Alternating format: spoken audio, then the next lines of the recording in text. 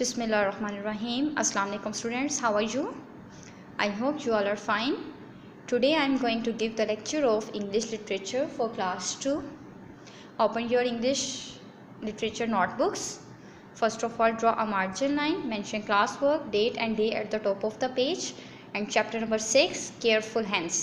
उसके हम question answers कर रहे थे ABCD हमने प्रीवियस जो है वो लेक्चर्स में किए थे. आज हम E एंड F पार्ट करेंगे. ई पार्ट है what happen to the meat. गोश्त के साथ क्या हुआ था. गोश्त के साथ क्या हुआ था. The puppy ate the meat. Puppy ने जो है वो गोश्त खा लिया था. ठीक है, क्योंकि उसने जो है वो रस्सी के साथ गोश्त को बांधा हुआ था और उसको नहीं पता था पीछे जो है वो पप्पी भी आ रहा है, तो पप्पी ने सारा गोश्त खा लिया था. एफ पार्ट है what happen to the butter. मक्खन के साथ क्या हुआ था. The sun melted the butter. Melted होता है पिघला देना. सूरज ने जो है वो मक्खन को पिघला दिया था. Now we have done our classwork and student mention your diary, and your diary is page number 49.